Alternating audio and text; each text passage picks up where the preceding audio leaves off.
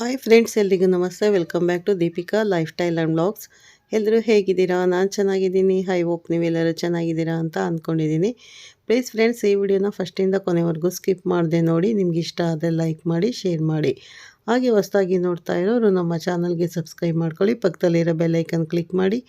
ನಾವು ಹಾಕೋ ಪ್ರತಿಯೊಂದು ವಿಡಿಯೋ ನೋಟಿಫಿಕೇಷನ್ಗೆ ಬರುತ್ತೆ, ತಕ್ಷಣ ನೋಡ್ಬೋದು. ಈ ವಿಡಿಯೋ ಇಷ್ಟ ಆದರೆ ಓಂ ಶನೀಶ್ವರಾಯ ನಮಃ ಅಂತ ಒಂದು ಕಮೆಂಟ್ ಕೊಡೋದನ್ನು ಖಂಡಿತ ಮರಿಬೇಡಿ ಸ್ನೇಹಿತರೆ. ಸಮಸ್ತ ನಾಡಿನ ಜನತೆಗೆ ಯುಗಾದಿ ಹಬ್ಬದ ಆರ್ಥಿಕ ಶುಭಾಶಯಗಳನ್ನು ತಿಳಿಸ್ತಾ ನಾನಿವಾಗ ತಿಳಿಸ್ಕೊಡ್ತಾ ಇದ್ದೀನಿ ಕುಂಭರಾಶಿ ಯುಗಾದಿ ಭವಿಷ್ಯವನ್ನು. ಈ ವಿಡಿಯೋನ ಎಲ್ಲೂ ಸ್ಕಿಪ್ ಮಾಡದೆ ನೋಡಿ ಅಂತ ಕೇಳ್ಕೊತೀನಿ. ಹಾಗೆ ಕುಂಭರಾಶಿಯವರಿಗೆ, ಸ್ನೇಹಿತರಿಗೆ ಮತ್ತು ಸಂಬಂಧಿಗಳಿಗೆ ಈ ವಿಡಿಯೋನ ಶೇರ್ ಮಾಡಿ ಅಂತ ಕೇಳ್ಕೊತೀನಿ ಸ್ನೇಹಿತರೆ. ಬನ್ನಿ ಈಗ ವಿಡಿಯೋನ ಶುರು ಮಾಡೋಣ. ಸ್ನೇಹಿತರೆ, 2026 19ನೇ ಯುಗಾದಿ ಅಂದರೆ ಯುಗಾದಿ ಭವಿಷ್ಯ ನೋಡೋಣ. ತಾರೀಕು ಮಾರ್ಚ್ ತಿಂಗಳಲ್ಲಿ ಯುಗಾದಿ ಚಂದ್ರಮಾನ ಅಂದರೆ ಇವತ್ತು 2026 19ನೇ ತಾರೀಕು ಚಂದ್ರಮಾನ ಯುಗಾದಿ. ಮಾರ್ಚ್ ತಿಂಗಳಲ್ಲಿ ಯುಗಾದಿ ಚಂದ್ರಮಾನ ಯುಗಾದಿ ಅಂದರೆ ಇವತ್ತು ಯುಗಾದಿ ಹಬ್ಬ ಇದೆ. ಹಾಗಾಗಿ ಇವತ್ತಿಂದ ಕುಂಭರಾಶಿಯವರಿಗೆ ಯಾವ ಥರ ಭವಿಷ್ಯ ಇರುತ್ತೆ ಅಂತ ಅಂದರೆ ರಾಶಿ ಭವಿಷ್ಯನ ನೋಡೋಣ.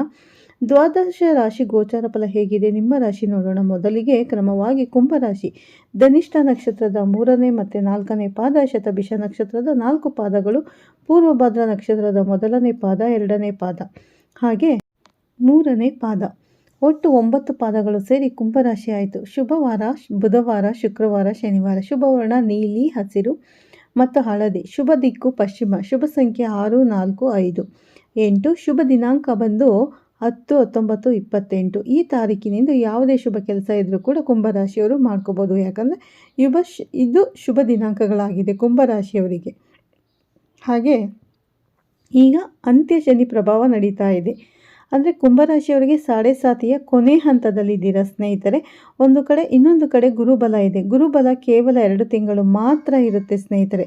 ಯಾವಾಗ ಗುರು 5ನೇ ಮನೆಯಿಂದ 6ನೇ ಮನೆಗೆ ಪ್ರವೇಶ ಮಾಡಿ ಬಿಡ್ತಾರೋ ಅಲ್ಲಿಗೆ ಕುಂಭರಾಶಿಯವರಿಗೆ ಒಂದು ನೆಗೆಟಿವ್ ಟೈಮ್ ಅನ್ನೋದು ಶುರುವಾಗುತ್ತೆ. ಅದು ನಿಮಗೆ ಪಾಸಿಟಿವ್ ಇಂಪ್ಯಾಕ್ಟ್ ಕೊಡೋದಿಲ್ಲ. ಹಾಗಾಗಿ ಗುರುಬಲ ಅನ್ನುವಂಥದ್ದು ವೀಕ್ ಆಯಿತು. ಕುಂಭರಾಶಿಯವರು ವೀಕ್ ಆಗ್ತೀರ. ಜೊತೆಗೆ ನಿಮಗೆ ಅಂತ್ಯ ಶನಿ ನಡೀತಾ ಇರೋದು. ಈ ವರ್ಷ ಪೂರ್ತಿ ನಿಮಗೆ ಅಂತ್ಯ ಶನಿ ಪ್ರಭಾವದಲ್ಲೇ ನೀವು ಇರ್ತೀರ. ಹಾಗಾಗಿ ಸಾಡೆ ಸಾತಿನ ಕೊನೆಯ ಭಾಗ ಒಂದು ಕಡೆ ಗುರುನೂ ಚೆನ್ನಾಗಿರಲ್ಲ, ಇನ್ನೊಂದು ಕಡೆ ಶನಿಗೂ ಚೆನ್ನಾಗಿರಲ್ಲ. ಹಾಗಾಗಿ ಕುಂಭರಾಶಿಯವರು ಬಹಳ ಎಚ್ಚರಿಕೆಯಲ್ಲಿ ಇರಬೇಕಾಗುತ್ತೆ.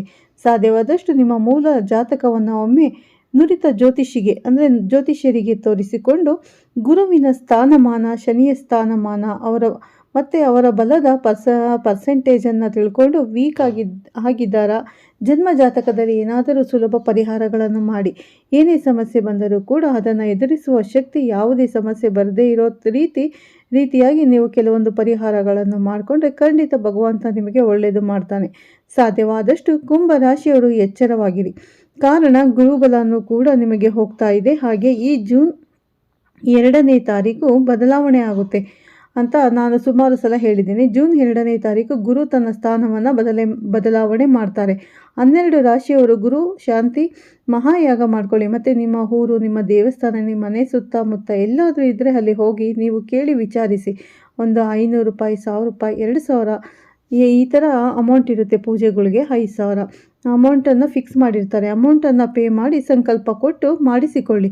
ನಿಮಗೆ ಎಲ್ಲೂ ಅನುಕೂಲ ಆಗಿಲ್ಲ ಅಂದರೆ ನಿಮ್ಮ ಸಹಕಾರದೊಂದಿಗೆ, ಅಂದರೆ ನಿಮಗೆಲ್ಲೂ ಅನುಕೂಲ ಆಗಿಲ್ಲ ಅಂದರೆ ನೀವು ಮನೆಯಲ್ಲೇ ಕೂಡ ಹೋಮ ಪೂಜೆಗಳನ್ನು ಮಾಡಿಸ್ಕೋಬೋದು. ಯಾಕಂದರೆ ನವಗ್ರಹ ಹೋಮ ಶಾಂತಿ ಕೂಡ ಮನೆಯಲ್ಲಿ ಮಾಡಿಸ್ಕೋಬೋದು ಸ್ನೇಹಿತರೆ. ಮತ್ತು ನೀವು ಒಂದು ಕರಂಗಲಿ ಮಾಲೆ ಅಂತ ಬರುತ್ತೆ, ಆ ಮಾಲೆ ಕೂಡ ನೀವು ಧರಿಸಬಹುದು. ಯಾಕಂದರೆ ಅದನ್ನು ತಗೊಂಡು ಹಾಕೊಂಡ್ರೆ ಸ್ವಲ್ಪ ಕಷ್ಟಗಳು ಪರಿಹಾರ ಆಗುತ್ತೆ. ಅಂದರೆ ಅದನ್ನು ನಿಯಮ ನಿಷ್ಠೆಯಿಂದ ಹಾಕೋಬೇಕಾಗುತ್ತೆ ಕರಂಗಲಿ ಮಾಲೆಯನ್ನು.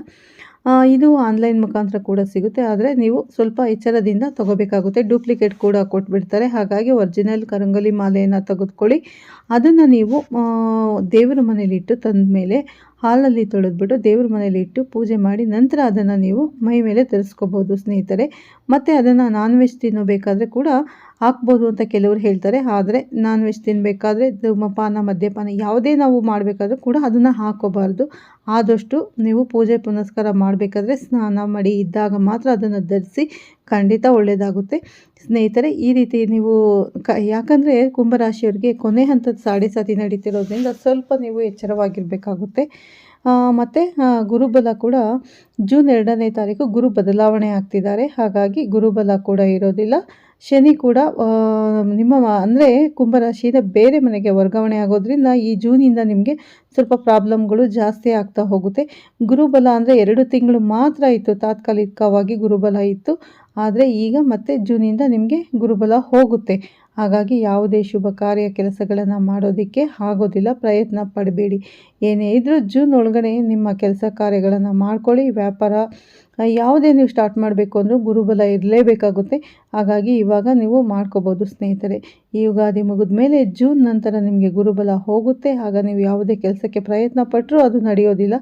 ತುಂಬ ಪ್ರಾಬ್ಲಮ್ಗಳು ಬರ್ತಾನೆ ಇರುತ್ತೆ. ಹಾಗಾಗಿ ನೀವು ನಿಮ್ಮ ಜನ್ಮ ಜಾತಕ ತೊಗೊಂಡೋಗಿ ಒಬ್ಬ ನುರಿತ ಜ್ಯೋತಿಷಿಯರಿಗೆ ತೋರಿಸ್ಕೊಳ್ಳಿ. ಒಮ್ಮೆ ಚೆಕ್ ಮಾಡಿಸ್ಕೊಳ್ಳಿ ಸ್ನೇಹಿತರೆ. ಕುಂಭರಾಶಿಯವರು ಚೆಕ್ ಮಾಡಿಸಿ ಅದರಲ್ಲಿ ಯಾವುದೇ ರೀತಿ ಚಿಕ್ಕ ಪುಟ್ಟ ಪರಿಹಾರಗಳನ್ನು ಇದ್ದರೆ ಎಲ್ಲ ಅಂದರೆ ಗ್ರಹಗಳು ಯಾವ್ಯಾವ ಮನೆಯಲ್ಲಿದ್ದಾವೆ ಅಂತ ತಿಳ್ಕೊಂಡು ನೀವು ಸಣ್ಣ ಪುಟ್ಟ ಪರಿಹಾರಗಳನ್ನು ಮಾಡಿಕೊಂಡ್ರೆ ಖಂಡಿತ ಒಳ್ಳೆಯದಾಗುತ್ತೆ ಕುಂಭರಾಶಿಯವರಿಗೆ ಅಂತ ಹೇಳ್ಬೋದು.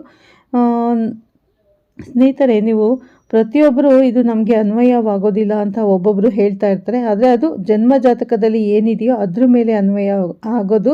ನಾವು ಹೇಳೋದು ಸಾರಾಸಗಟಾಗಿ ಒಟ್ಟಾರೆಯಾಗಿ ಕುಂಭರಾಶಿ ಬಗ್ಗೆ ಯಾವ ಮನೇಲಿ ಯಾವ ಗ್ರಹ ಇದೆ ಅದನ್ನು ನೋಡಿಕೊಂಡು ಹೇಳ್ತೀವಿ. ಹಾಗಾಗಿ ಇದು ಎಲ್ಲರಿಗೂ ಅನ್ವಯ ಆಗೋದಿಲ್ಲ. ಅಂದರೆ ಜನ್ಮ ಜಾತಕದಲ್ಲಿ ಸ್ವಲ್ಪ ಏರುಪೇರು ಇದ್ದೇ ಇರುತ್ತೆ.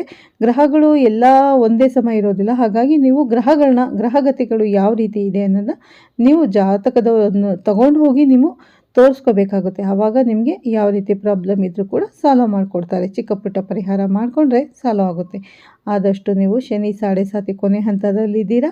ಶನಿ ಪರಮಾತ್ಮನು ನಿಮಗೆ ಒಳ್ಳೇದು ಮಾಡಿ ಹೋಗ್ತಾರೆ. ಕೊನೆಯಲ್ಲಿ ಹೋಗಬೇಕಾದ್ರೆ ಒಳ್ಳೇದಾಗೇ ಆಗುತ್ತೆ. ಹಾಗಾಗಿ ನೀವು ಶನಿವಾರ ಚಿಕ್ಕ ಪರಿಹಾರಗಳನ್ನ ಈ ರೀತಿ ಚಿಕ್ಕ ಪುಟ್ಟ ಪರಿಹಾರ ಮಾಡ್ಕೊಳ್ಳಿ.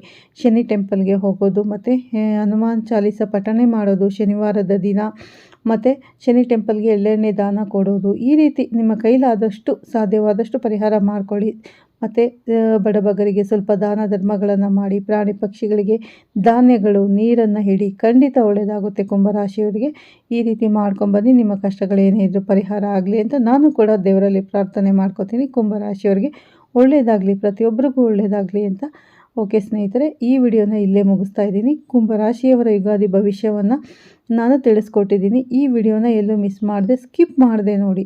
ಮತ್ತು ಕುಂಭರಾಶಿಯ ಸ್ನೇಹಿತರಿಗೆ ಮತ್ತು ಬಂಧುಗಳಿಗೆ ಸ್ನೇಹಿತರಿಗೆ ಈ ವಿಡಿಯೋನ ಶೇರ್ ಮಾಡೋದನ್ನು ಖಂಡಿತ ಮರಿಬೇಡಿ ಸ್ನೇಹಿತರೆ.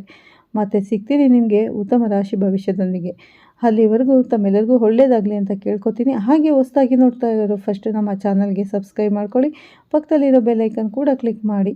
ನಾವು ಹಾಕೋ ಪ್ರತಿಯೊಂದು ವಿಡಿಯೋ ನಿಮಗೆ ನೋಟಿಫಿಕೇಷನ್ಗೆ ಬರುತ್ತೆ, ತಕ್ಷಣ ನೋಡ್ಬೋದು ಸ್ನೇಹಿತರೆ. ಮತ್ತೊಮ್ಮೆ ಎಲ್ಲರಿಗೂ ಸಮಸ್ತ ನಾಡಿನ ಜನತೆಗೂ ಯುಗಾದಿ ಹಬ್ಬದ ಆರ್ಥಿಕ ಶುಭಾಶಯಗಳನ್ನು ತಿಳಿಸ್ತಾ ಈ ವಿಡಿಯೋನ ಎಂಡ್ ಮಾಡ್ತಾ ಇದ್ದೀನಿ. ಎಲ್ಲರಿಗೂ ಒಳ್ಳೆಯದಾಗಲಿ. ಧನ್ಯವಾದಗಳು. ಮತ್ತೆ ಸಿಗ್ತೀನಿ ತಮಗೆಲ್ಲರಿಗೂ ಉತ್ತಮ ರಾಶಿ ಭವಿಷ್ಯದೊಂದಿಗೆ. ಅಲ್ಲಿವರೆಗೂ ಎಲ್ಲರಿಗೂ ಧನ್ಯವಾದಗಳು ಸ್ನೇಹಿತರೆ.